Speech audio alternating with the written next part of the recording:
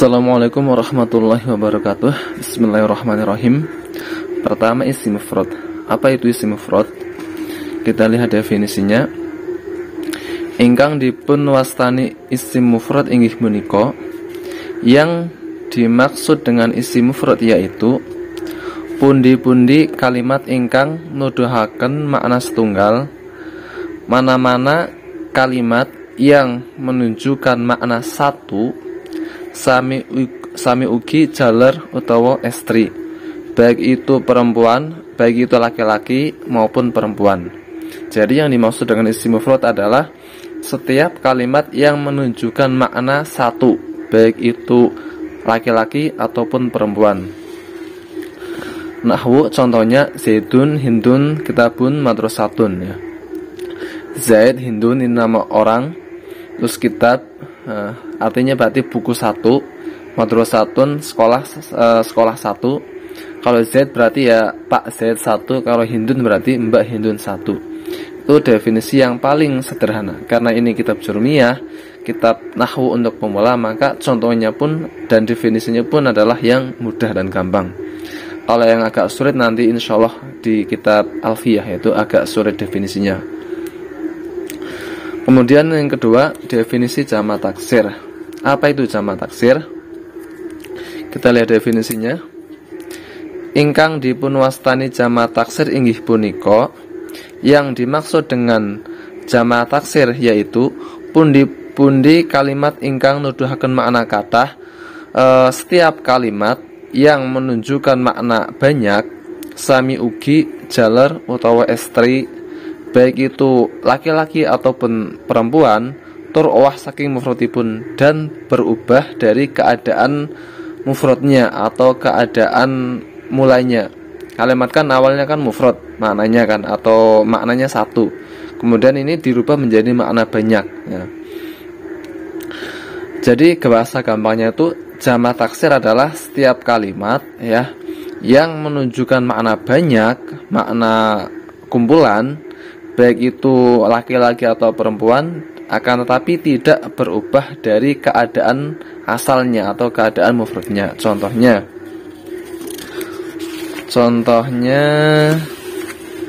mana? Ini. Contohnya rijalun artinya adalah kumpulan laki-laki. Hunudun artinya beberapa orang yang bernama Hindun. Kutubun artinya beberapa buku atau beberapa kitab. Terus madarisun artinya adalah sekolah-sekolah. Mufradipun inggih punika ya. Nah, mufrad ini kan maknanya tadi jamak ya, atau jamak taksir ya, maknanya jamak banyak. Nah, mufradnya atau kalimat asalnya ya, kalimat makna asalnya adalah ini, rojulun, artinya rojulun satu laki-laki dijadikan jamak taksir menjadi rijalun. Kemudian Hindun, satu orang perempuan yang bernama Hindun, dijadikan jamak taksir menjadi hunudun, artinya beberapa orang yang bernama Hindun. Kemudian kitabun artinya satu buku, kemudian dijadikan jamak taksir menjadi kutubun. Kemudian madrasatun artinya satu sekolahan, kemudian dijadikan jamak taksir menjadi madarisun. Nah, maka kalimat rijalun, hunudun, kutubun dan madarisun ini adalah jamak taksir. Ya tadi kalimat yang menunjukkan makna banyak, baik laki ataupun perempuan, dan berubah dari keadaan mufradnya. Nah, ini berubahnya di mana ini? Contohnya ini contohnya madrasatun. Ini kan asal kalimat asalnya atau bentuk mufradnya kan nggak ada alifnya. Kok dijadikan jamak taksir ada alifnya, ini kan sudah berubah. Atau ini kitabun, ini setelah huruf ta ada alifnya. Ketika dijadikan jamak taksir kutubun alifnya hilang, ini kan juga sudah berubah, ya kan? Atau ini Hindun, ini adalah bentuk mufradnya, makna satunya atau bentuk asalnya. Ketika dijadikan jamak taksir hunudun ada penambah nawu. Inilah yang dimaksud dengan adanya perubahan. Kemudian nomor 3 adalah definisi jamak muannats salim. Apa itu jamak muannats salim? Kalau tadi jamak taksir, sekarang jamak muannats salim. Apa bedanya? Ingkang dipun wastani jamak muannats salim inggih punika, yang dimaksud dengan jamak muannas salim yaitu pundi-pundi kalimat ingkang nuduhaken makna estri, setiap kalimat yang menunjukkan makna perempuan, makna estri kata, setiap kalimat yang menunjukkan makna perempuan banyak, tur selamat saking owah lan akhiripun dipun tambahi alif lan tak, dan selamat dari perubahan, dan di akhir kalimat ditambahi dengan alif dan tak. Bahasa Indonesianya, yang dimaksud dengan jamak muannas salim adalah setiap kalimat yang menunjukkan makna perempuan banyak dan selamat dari perubahan, dan di akhirnya ditambahi alif dan tak sebagai penanda jamak muannas salim. Langsung ke contohnya. Contohnya muslimatun, ya. Ini artinya kan muslimah atau perempuan Islam yang banyak. Hindatun artinya beberapa mbak Hindun. Kalimatun artinya adalah beberapa kalimat, ya. Mufrotipun inggih punika muslimatun. Nah, ini muslimatun satu orang Islam perempuan, atau muslimah satu muslimah dijadikan jamak muannas salim menjadi muslimatun, ya.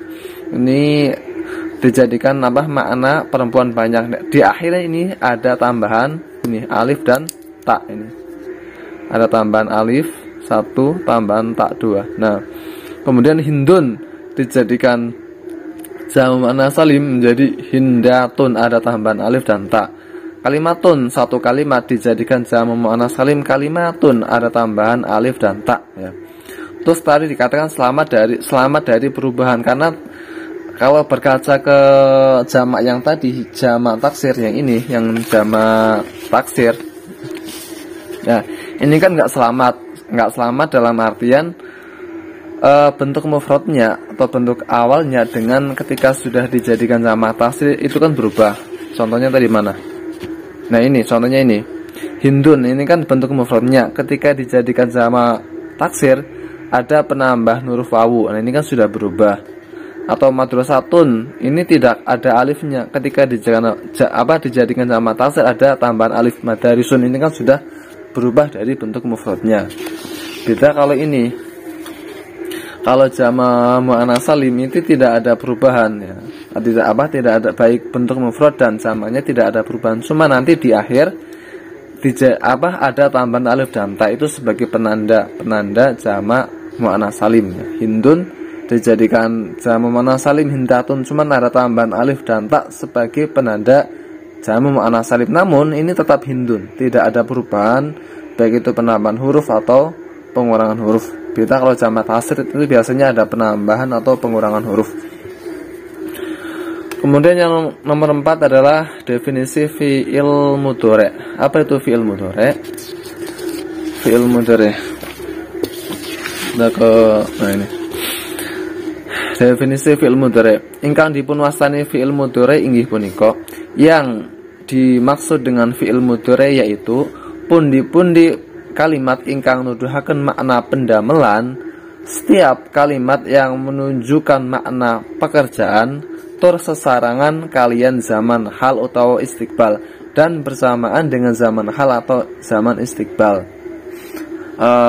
Artinya kurang lebih yang dimaksud dengan fi'il mudhari' adalah setiap kalimat yang menunjukkan makna pekerjaan atau kata kerja bahasa Indonesianya, dan bersamaan dengan zaman hal dan zaman istiqbal, dan bersamaan dengan waktu masa kini dan atau waktu masa depan. Saya ulangi, fi'il mudhari' adalah setiap kata kerja yang dibarengi dengan masa sekarang atau masa yang akan datang. Contohnya yadribu, ya. Yadribu artinya sedang memukul, ya. Ini pekerjaannya memukul, sedang memukul, maknanya bisa atau akan memukul. Jadi zamannya ada dua, zaman sekarang dan zaman yang akan datang. Itulah kurang lebih definisi-definisi yang ada dalam ilmu nahwu. Tapi ini masih, sekali lagi ya, ini masih definisi yang standar atau untuk pemula, ya. Kalau ingin mendalami ilmu nahwu itu seenggaknya ngaji kitab Alfiyah. Di situ sudah lumayan jelimet maksudnya. Sekian video kali ini, sampai jumpa pada video-video selanjutnya. Akhirul kalam, wassalamualaikum warahmatullahi wabarakatuh.